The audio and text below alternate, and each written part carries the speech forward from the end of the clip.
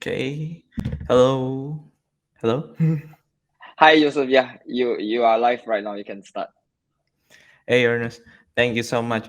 So, No yeah, worries. hey guys. I'm Yosef from Moralis. So, I'm the head of community engineer, and I'm going to give a really quick presentation on how you can build your application with Moralis 2.0. So, let me share my screen really quickly right here.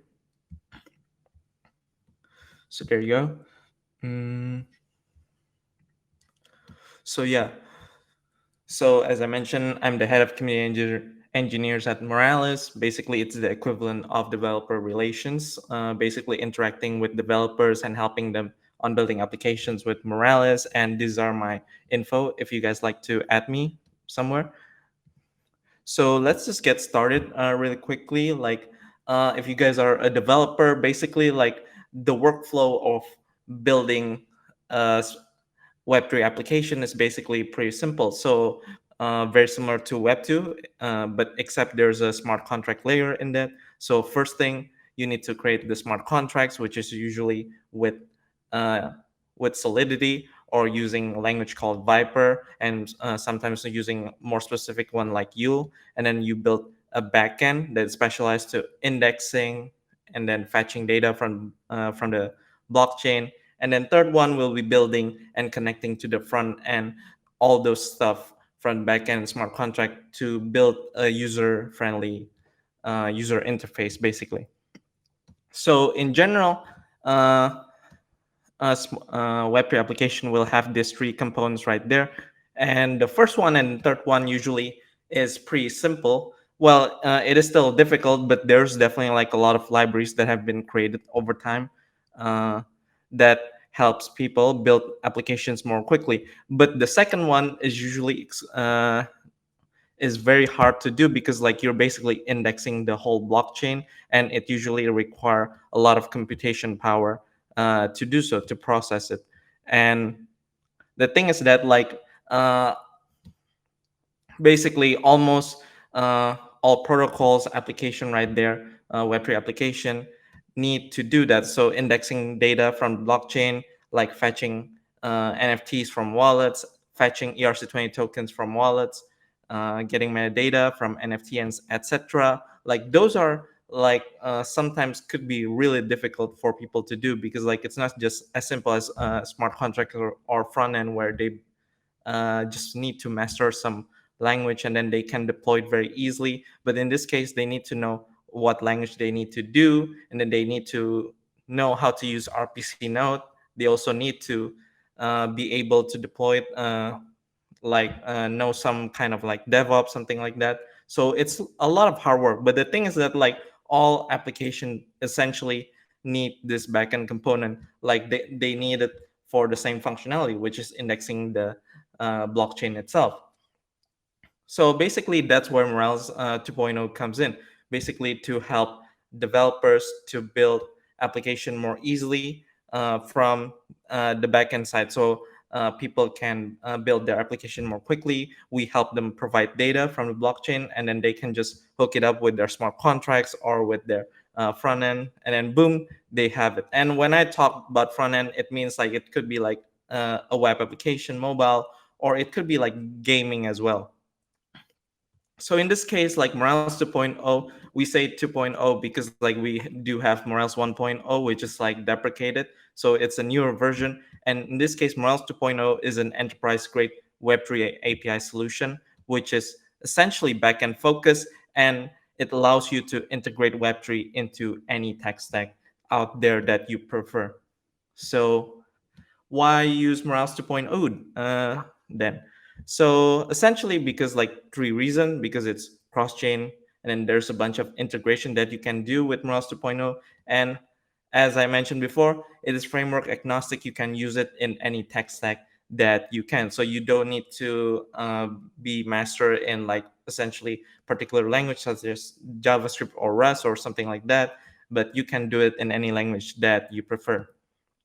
So as I mentioned in first, like our APIs are essentially cross-chain because like it support a bunch of uh, blockchain out of the box. So it supports both EVMs and non-EVM. At the moment, we're supporting mostly EVM because like most of the use cases for blockchain application lies on top of like EVM blockchains out there. So this case includes like Chronos, Ethereum, and then BSC, Polygon, Avalanche, and then Phantom. And we have one non-EVM supported, which is the Solana, and we have Solana API to basically index data, which is very similar to our EVM APIs.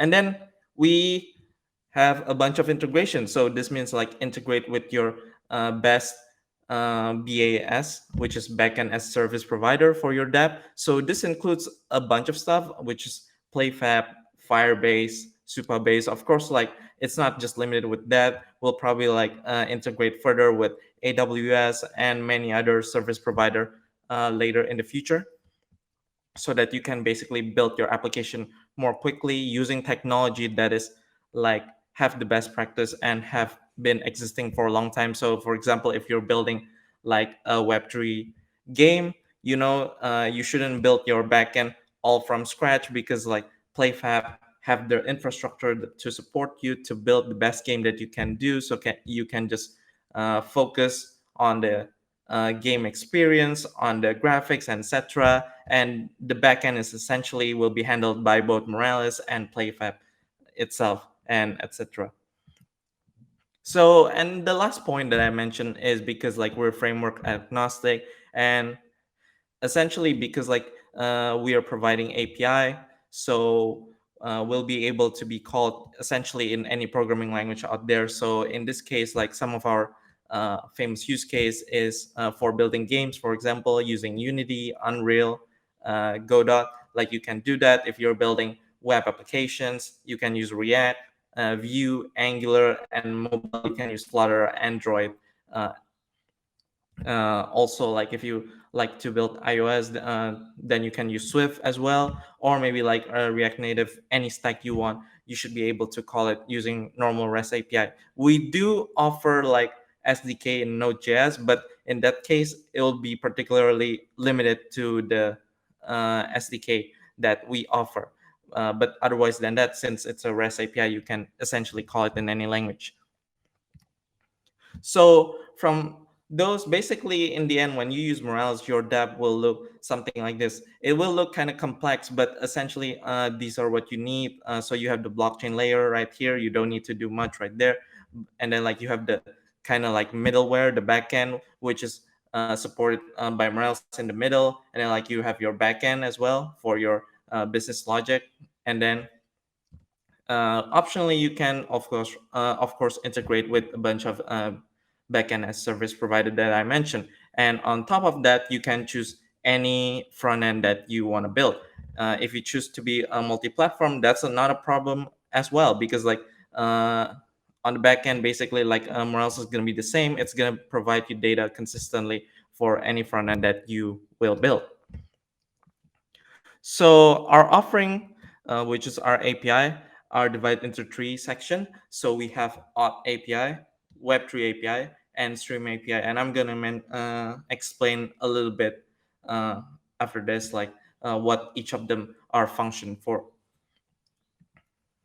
So first thing first is Auth API. Basically, this is enabling off-chain authentication for ETH accounts, such as that is EIP 4361. So, and in this case, I do mention ETH accounts, but actually, like we do just launch Solana Auth API, so that it enables you to authenticate with our backend your Solana wallet, such as like using Phantom wallet, or other Solana wallet, basically. And this basically help devs to easily integrate various wallets to their dApp and authenticate their user using the similar JWT familiar mechanism. And then the second offering is Web3 API, which is like a huge part of our offering, which function to index data from blockchain easily, so from multiple blockchain. And as I mentioned, it's cross-chain by default. So in case your application is using multiple blockchain, you can easily do it with our app. With our API, and if a new blockchain is supported in the future, then you should be able to use that out of the box as well with our API very easily. You should be able to do it basically just changing one line of code or something like that. And then we also have a subsection of Web3 API, which is called NFT API. So this is basically an API that is used to index NFT data, particularly such as NFT balance, transactions, price, or trading history in marketplaces such as OpenSea and etc. So here I have some example on how to use it. This is a bit more technical, of course, but essentially what you need is basically just this one line of code here. The rest is probably just importing some variables and also initialization. But the real meat is essentially in here, where you just need to Moralis.evm API.account.get NFTs, and then you input like the variables for data that you want to fetch. So in this case, get NFT is basically getting all the NFTs within a certain account of this address and on which chain. So you can choose Ethereum. Uh, so the chain that we supported just now, such as Ethereum, BSC, Polygon, AVAX, Kronos, and many other more just now. And similarly, like there's more example. So this is the last one. So you can also like get NFTs based on certain contracts. So in this case, like if you want to fetch like what NFT does this user have for certain token. So in this case, like for certain token address on that the user own. So you can just use this get NFT for contract and then like input the variables right there. And like if you want to change the chain as well, because like it's multi-chain, essentially cross-chain, you can do that very easily with just change a few lines of code right there. And the last one is Stream API, which is essentially something very familiar with like our offering, which is called event sync. This is basically similar to like the Web3 API, which is essentially to index blockchain data, particularly event data from smart contracts. But in this case, it's a more general data, so you can customize it like which event data that you want to fetch and many other more.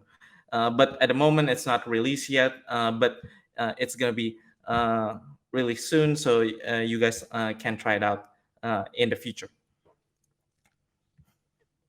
So to get started with building with Moralis 2.0, basically it's very simple. It's just like take a few steps right here. So first is to get the API key, then you can integrate Moralis to your backend.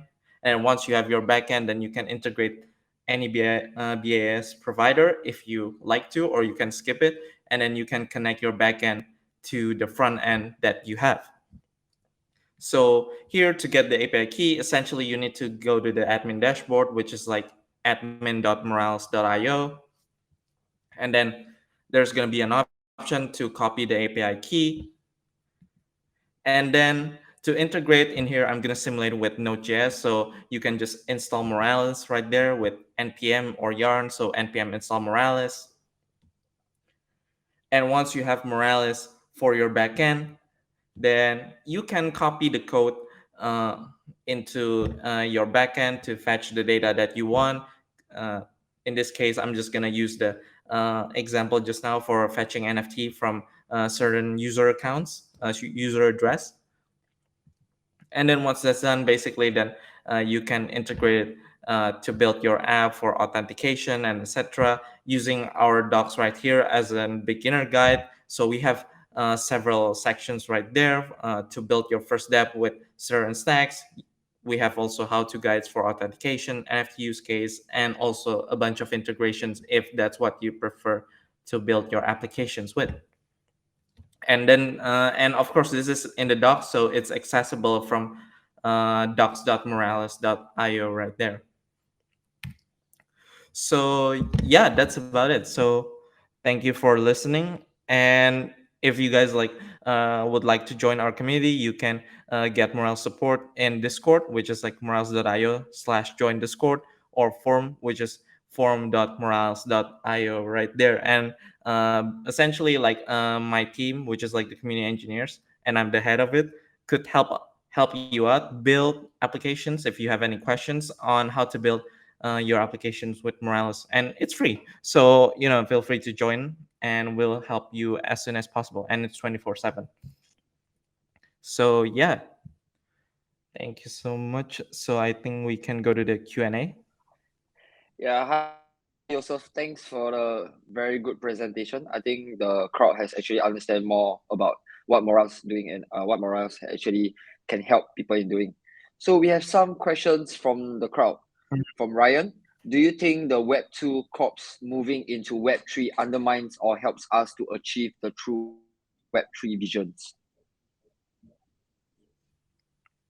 I'm sorry, can you repeat, because just now it kind of breaks. All right, no worries. Question from Ryan. Do you think the Web2 corporates moving into Web3 undermines or help us to achieve the true Web3 visions?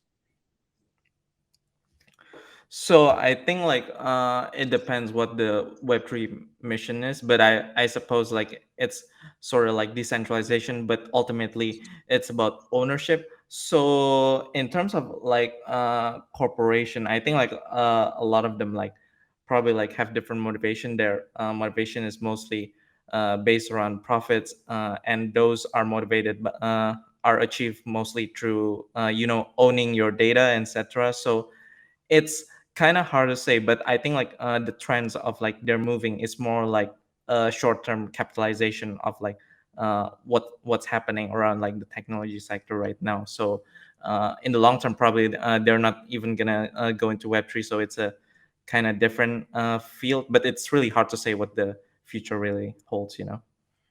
Yeah, I think the future is really a Hmm. mystery. Definitely Yeah. for the Web3. Yeah. So Ryan, I hope Yosef has actually answered your question. Next, we have from Yam.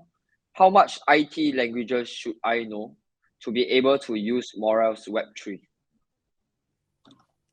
So I think basic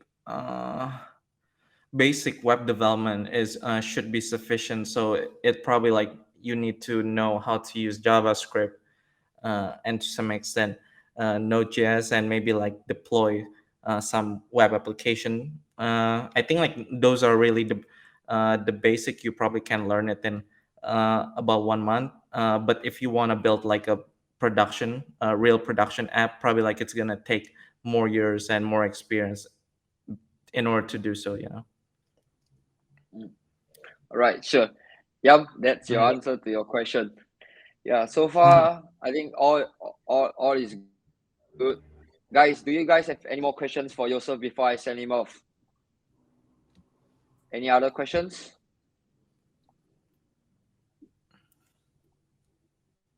All right. I think there isn't anymore. Thank you, Yosef, for your time. Thank you for being here. It's been a pleasure to hear Okay. your speech. Thank you, Ernest. Thank you very much. Thank you. Right. Up next, we have Rahul Sharma from Connect to Crypto.